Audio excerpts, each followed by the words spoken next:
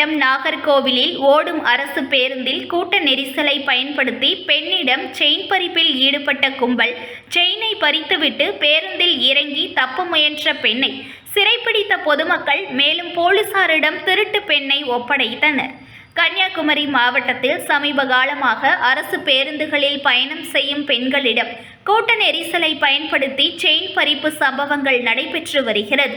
இந்த செயலில் வெளி மாவட்டங்களைச் சேர்ந்த பெண்கள் ஈடுபட்டு வருகின்றனர்.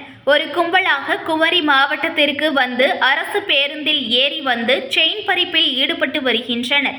இச்சம்பவங்களில் போலீசார் அவ்வப்போது குற்றவாளிகளை கைது செய்து சிறையில் அடைத்து வருகின்றனர். இந்த நிலையில் இன்று கன்னியாகுமரி மாவட்டம் நாகர்கோவில் அண்ணா பேருந்து நிலையத்திலிருந்து புறப்பட்டு சென்ற 5T என்ற அரசு பேருந்து நாகர்கோவில் ஆசாரிப்பள்ளம் அரசு மருத்துவமனை செல்லும் சாலையில் சென்று கொண்டிருந்த போது இரு பெண்கள் பேருந்தில் கூட்ட நெரிசலை பயன்படுத்தி பயணியின் கழுத்தில் கிடந்த 3 பவுண்ட் தங்க செயினை அறுத்துவிட்டு தப்பிக்க முயற்சி செய்தனர். அப்பொழுது பொதுமக்கள் சுற்றி வளைத்து காளீஸ்வரி என்ற பெண்ணை சிறைப்பிடித்தனர். இதில் ஒருவர் தப்பி ஓடிவிட்டார். அதனைத் தொடர்ந்து நேசமணி நகர் போலீசாரை வரவழைத்து தங்க செயினை திருடிய பெண்ணை ஒப்படைத்தனர்.